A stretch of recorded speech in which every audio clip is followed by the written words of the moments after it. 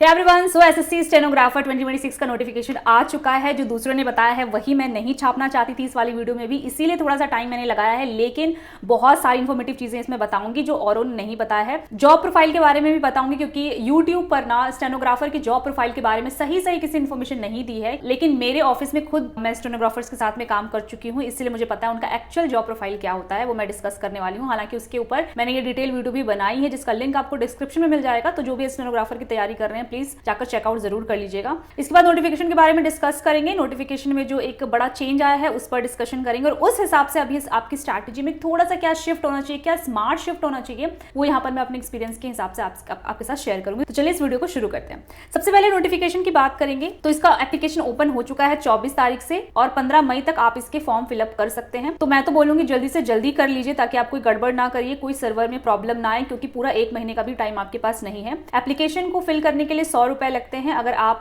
SC ST women, ex serviceman या PWD से, तो आप फ्री में फॉर्म फिलअप कर सकते हैं। इसके बाद अगर कोई गलती अगर आपसे हो जाती है, जो लोग साइबर कैफे से भरवाते हैं खुद नहीं भरते हैं, और साइबर कैफे वाले अंधों की तरह गलती कर देते हैं, तो 20 मई से 21 मई तक इतना आपको टाइम मिलेगा, विंडो ओपन होगा, आप करेक्शन कर सकते हो, लेकिन फर्स्ट टाइम में ही आपको कोई गलती नहीं करनी है, ध्यान रखना। इसके बाद एग्जाम कब होने वाला है, तो जुलाई अगस्त में इसका एग्जाम है। 1 महीने ना पहले हो गया है। ये बहुत ही सरप्राइज है। CGL की नोटिफिकेशन का, जिसका लोग वेट कर रहे हैं लाखों लोग, वो आ नहीं रहा है, और स्टेनोग्राफर का एग्जाम इन्होंने प्रीपोन कर दिया। इनफैक्ट इसका नोटिफिकेशन भी टेंटेटिव जो डेट था उससे पहले आ चुका है। तो अच्छी बात है, आप लोगों के लिए ये खुशखबरी होनी चाहिए। वैकेंसी की बात करूं तो 731 वैकेंसी है। इतनी कम वैकेंसी क्यों है? क्योंकि स्टेनोग्राफर के लिए बहुत ही कम लोग प्रिपेयर करते हैं, क्योंकि इसमें जो है एक स्किल टेस्ट रिक्वायर्ड होता है स्टेनोग्राफी का, जो कि काफी मुश्किल होता है सीखना। मुश्किल तो क्या बोलूंगी, टाइम टेकिंग होता है। इसको बहुत ही एफर्ट के साथ बढ़िया से सीखना पड़ता है। इसीलिए जो लोग स्टेनोग्राफर की तैयारी करते हैं ना, उनका एक अलग ही स्ट्रीम हो जाता है, जिसमें कोई और एंटर नहीं कर सकता। अगर कोई सोचे कि मैं CGL या CHSL के लिए प्रिपेयर कर रहा हूं तो भी मैं स्टेनोग्राफर का एग्जाम दे दूं, तो कोई फायदा नहीं होगा,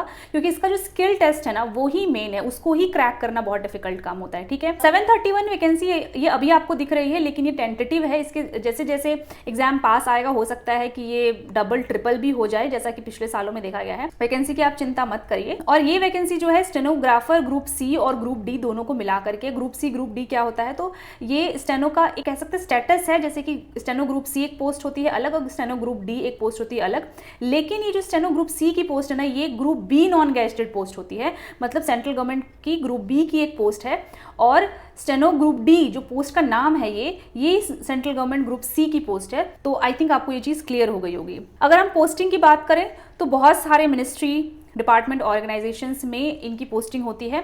मिनिस्ट्रीज में जो इनकी पोस्टिंग होती है मोस्टली स्टेनो ग्रुप D वालों की होती है। ग्रुप C वालों की भी कुछ मिनिस्ट्रीज में होती है। ये वाली वीडियो में आपको इसके बारे में डिटेल में जानकारी मिल जाएगी, वो सब बताऊंगी तो ये वीडियो बहुत ज़्यादा लंबी हो जाएगी, इसलिए उसमें मैं नहीं जा रही हूँ। जो लोग इस वीडियो को देख रहे हैं वो जानते ही होंगे इस बारे में। तो मिनिस्ट्री में CSSS कैडर के अंडर में ग्रुप D स्टेनो वालों की भर्तियां मिनिस्ट्री में होती है। इसके साथ ही अटैच्ड ऑफिसेस जो मिनिस्ट्री के होते हैं या डिपार्टमेंट्स के होते हैं, सबऑर्डिनेट ऑफिसेस होते हैं, इनमें भी इनकी भर्तियां होती हैं। अटैच्ड ऑफिसेस से सबऑर्डिनेट ऑफिसेस कैसे होते हैं? जैसे कि मिनिस्ट्री ऑफ माइंस है, तो उसका एक सबऑर्डिनेट ऑफिस है इंडियन ब्यूरो ऑफ माइंस, उसका एक टेक्निकल विंग है। वैसे ही अटैच्ड ऑफिस है geological survey of India, GSI। तो इसी तरह से ना हर एक मिनिस्ट्री का अपना अपना अटैच्ड या सबऑर्डिनेट ऑफिसेस होते हैं जो उनके अंडर में काम करते हैं, तो वहां पर भी आपकी पोस्टिंग हो सकती है।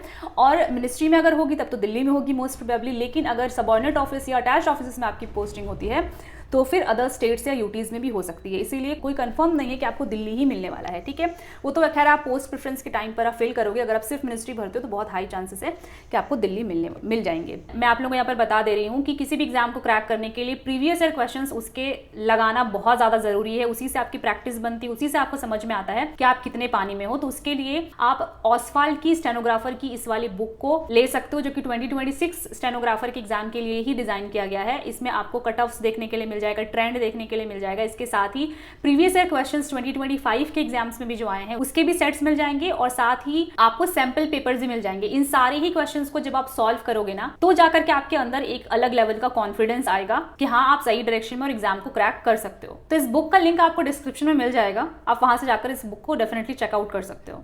इसके बाद अगर हम एज एलिजिबिलिटी की बात करते हैं, तो अगर आप स्टेनो ग्रुप C के लिए फिलअप करोगे तो आप 18 से 30 साल के बीच होने चाहिए। कब? 1 1 अगस्त 2026 तक आप 18 से 30 साल के बीच में होने चाहिए। सिमिलरली अगर आप स्टेनो ग्रुप डी के लिए तैयारी कर रहे हो तो आपको स्टेनो ग्रुप डी का आप फिल करोगे तो 18 से 27 साल के आप होने चाहिए 1 अगस्त 2026। इसके बाद अगर आप SC ST OBC से हो तो आपको एज रिलैक्सेशन भी मिलता है। इसके अलावा भी अदर कुछ कैटेगरीज होती हैं जिसमें आपको एज रिलैक्सेशन मिलता है, जो आप स्क्रीन पर देख पा रहे हो। तो अगर आप OBC से हो तो 3 साल का एज रिलैक्सेशन मिल जाएगा, यानी कि ये हो जाएगा 30 साल और ये हो जाएगा 33 साल, और ST SC से सिमिलरली 5 साल का रिलैक्सेशन आपको मिलेगा। इसके लिए आपको एज रिलैक्सेशन का एक फॉर्म होता है जो आपको फिलअप करके DV के टाइम पर वहां पर देना होता है, और पहले आप जो फॉर्म भरोगे ना तो ही वहां पर आपसे पूछा जाता है कि एज रिलैक्सेशन क्या आपको चाहिए, तो वहां पर आपको यस करना पड़ेगा। ठीक है, इसके बाद अगर हम बात करते हैं एजुकेशनल क्वालिफिकेशन की, तो बहुत ही सिंपल एग्जाम है, 12th पास की बस रिक्वायरमेंट है। इसमें आप किसी भी स्ट्रीम से हो, चाहे वो आर्ट्स से हो, कॉमर्स से हो, साइंस से हो, मैटर नहीं करता है। कितने परसेंटेज आपके रहे हैं 10th में, 12th में, ये भी मैटर नहीं करता है। बस आप 12th पास होने चाहिए। 1 अगस्त 2026 तक आपका जो रिजल्ट है 12th का वो आ जाना चाहिए। ये कैसे पता लगेगा, तो रिजल्ट जब पब्लिश होता है ना तो रिजल्ट के नीचे डेट लिखी रहती है, वो आपका 1 अगस्त 2026 या उससे पहले का होना चाहिए, उसके बाद का नहीं चलेगा। ठीक है, इसके बाद सबसे टेम्पटिंग जो फैक्टर है वो है सैलरी कितनी मिलेगी। अगर आप ग्रुप सी स्टेनो में अपॉइंटमेंट लेते हो तो 60 से 70 हजार आपकी इनिशियल इन हैंड सैलरी हो जाएगी। अगर ग्रुप डी आपको मिलता है तो 40 से 45 हजार ये इनिशियल आपकी इन हैंड सैलरी हो जाएगी, जो कि 12th पास इनिशियल सैलरी के हिसाब से सही है, और ये डिपेंड करती है सिटी टू सिटी। अगर आप एक्स सिटी में हो तो ऑब्वियसली आपको थोड़ी ज्यादा मिलेगी, जेड सिटी में है तो कम मिलेगी, जैसे नॉर्मल सेंट्रल गवर्नमेंट रूल्स होते हैं। इसके बाद सबसे इंटरेस्टिंग पार्ट है कि भैया इसका जॉब प्रोफाइल क्या होता है, हमें अगर स्टेनो ग्रुप सी या डी में मिल गया तो हम करेंगे क्या।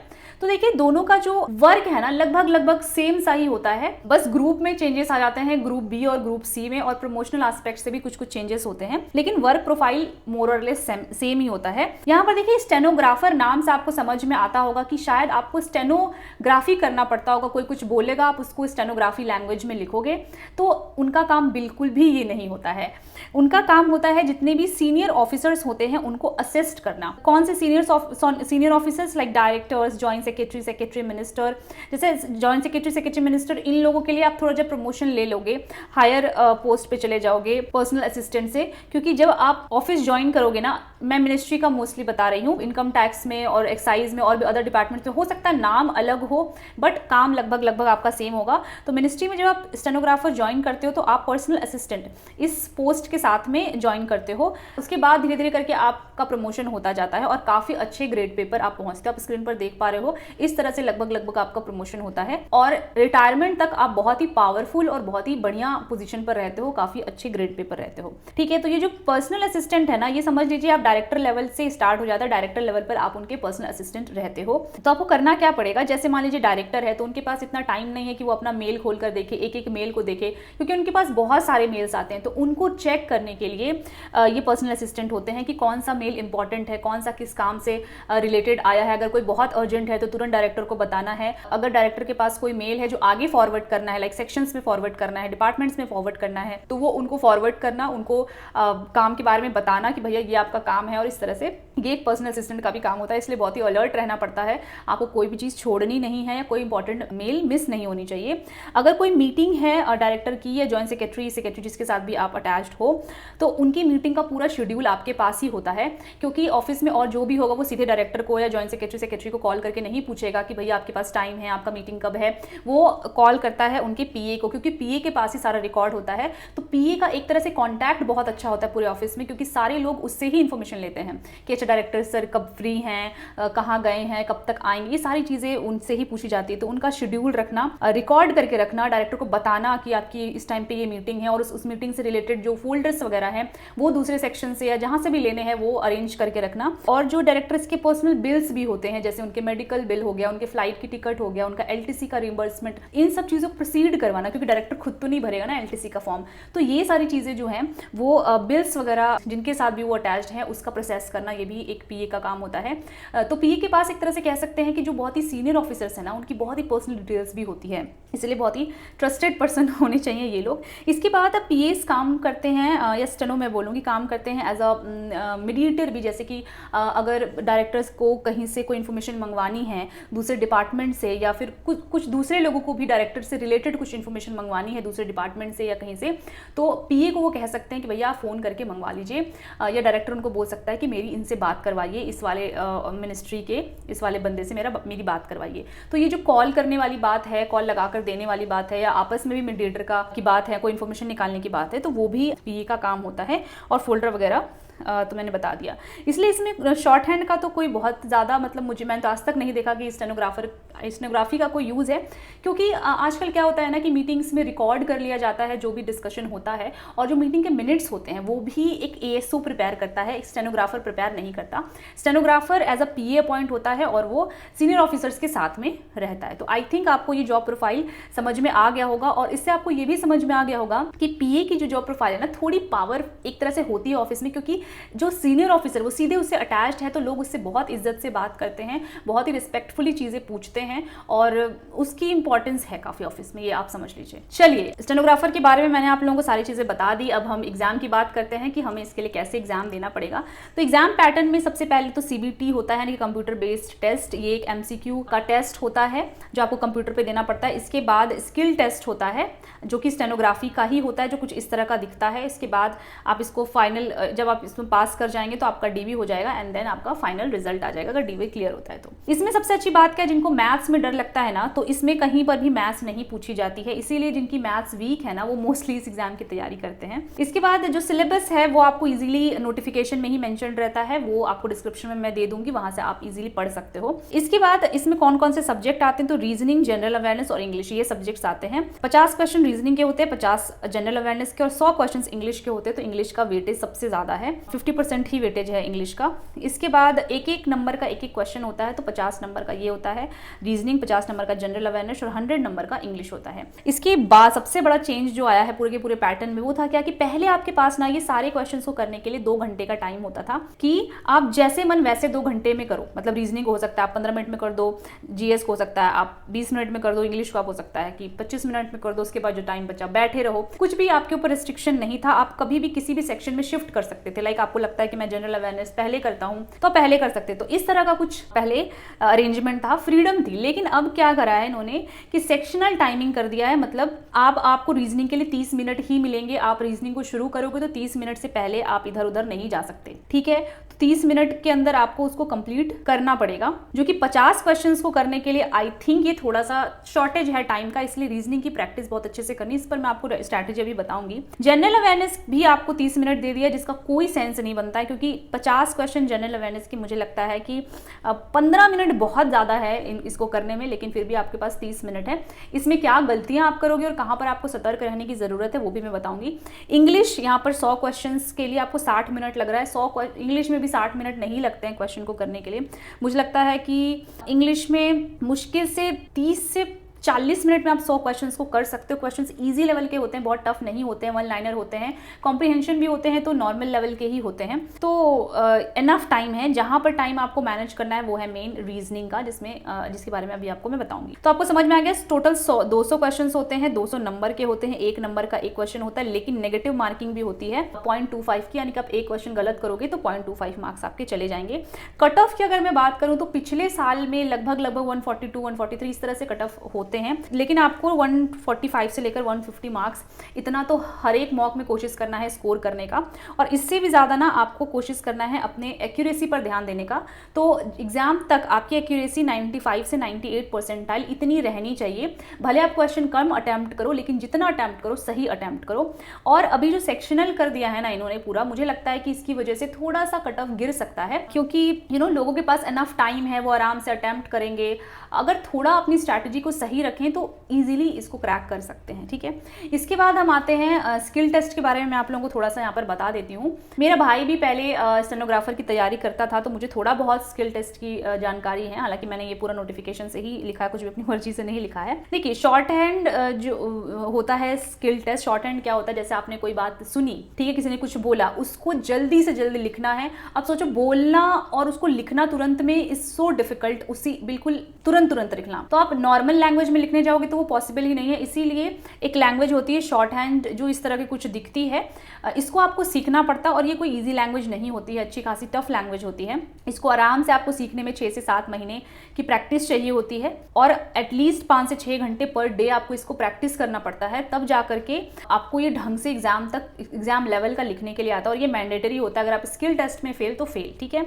इसीलिए ये एक ऐसी चीज़ है जिसकी वजह से बहुत कम लोग इसको दे पाते हैं। अब ये होता कैसे है, तो देखिए जब आप सीबीटी क्लियर कर लोगे, मान लीजिए इसका जो कट ऑफ है वो 140 गया और आपने कट ऑफ क्लियर कर लिया, तो आपको स्किल टेस्ट के लिए बुलाया जाएगा। आप स्किल टेस्ट में जाओगे तो 10 मिनट तक आपको डिक्टेशन दिया जाता है। अगर आप हिंदी में लेते हो, ऑप्ट करते हो तो हिंदी में, और इंग्लिश में ऑप्ट करते हो तो इंग्लिश में।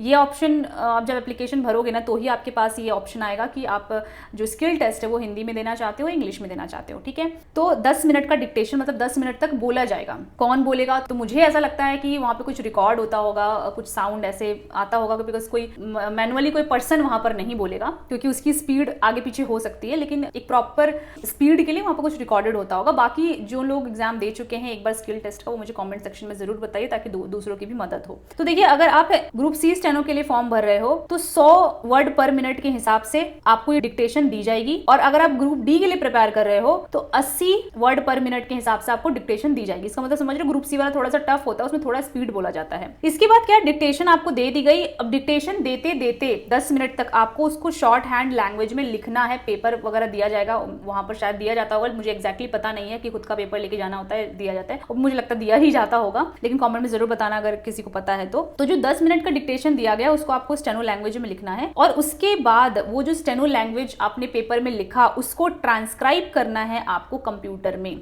ठीक है। कंप्यूटर में वहां पर सिस्टम में आपको लिखना है। अगर आप ग्रुप डी के लिए प्रिपेयर कर रहे हो तो और हिंदी में लिखना चाहते हो तो 65 मिनट्स मिलेंगे और इंग्लिश में 50 मिनट्स मिलेंगे, और ग्रुप सी वालों को हिंदी में 55 मिनट मिलेंगे और इंग्लिश में 40 मिनट मिलेंगे। और एक चीज यहाँ पर ध्यान रखिएगा कि आप हिंदी में दे रहे हो या इंग्लिश में दे रहे हो, लेकिन स्टेनो आपको हिंदी और इंग्लिश दोनों ही डिक्टेशन में जाननी जरूरी है। क्यों? क्योंकि ये कंपलसरी होता है। अगर आपका सिलेक्शन हो भी गया और आपने सिलेक्शन के दौरान दोनों लैंग्वेजेस में नहीं सीखा तो आपका प्रोबेशन एक्सटेंड हो जाएगा, प्रोबेशन कंप्लीट नहीं होगा। इसीलिए आपको अभी जिस भी लैंग्वेज में आ रही है प्रोबेशन कंप्लीट होने तक, यानी कि 2 साल के अंदर अंदर आपको दोनों ही लैंग्वेजेस में उसको सीखना पड़ेगा। This is compulsory. अब यहाँ पर ना एक चीज मैं आप लोगों को बता दूंगी, इसके बारे में आपको थोड़ा सा देर में बताती हूँ, जो मैं स्ट्रैटेजी बता दूंगी। स्ट्रैटेजी में देखिए मैं यहाँ पर अभी आपको कुछ नहीं बताऊंगी कि कितने घंटे आपको ये पढ़ना है वो पढ़ना है। जो भी इस वीडियो को देख रहे हैं ऑलरेडी उन्होंने तैयारी कर ली होगी और अभी आप उनका प्रैक्टिस सेशन चल रहा होगा, मॉक सेशन चल रहा होगा, तो उसमें मैं कोई भी डिस्टर्बेंस नहीं करना चाहती। बस एक चीज बोलना चाहती हूँ, जो सिलेक्शन का पिलर होता है ना, एक है तो लर्न, जो आप कर चुके हो अभी तक या थोड़ा बहुत बाकी रह गया उसको आप कर रहे होगे जो भी सिलेबस में बाकी। उसके बाद revise, this is really important. उसके बाद जो भी आपने रिवाइज किया है मॉक दीजिए ताकि आपको समझ में आए कि आप एग्जाम में कर पाओगे कि नहीं कर पाओगे। और मॉक देने के बाद I think the most important thing मैं बोलूंगी एनालिसिस को, क्योंकि जहां पर आप गलती कर रहे हो वही यहीं से आपको पता लगेगा, और उसको जानने के बाद आपको करना है इंप्रूव, और इसी को बार बार रिपीट करना है, तो जाके आपका 100% सिलेक्शन हो जाएगा। इसके अलावा कोई भी और साधन नहीं है, ठीक है। इसके बाद मैं आपको कुछ इंपॉर्टेंट चीजें यहाँ पर बताऊंगी। देखिए अभी आपको कोई भी न्यू कंटेंट, कोई भी न्यू टीचर, कोई भी न्यू बुक कुछ भी नहीं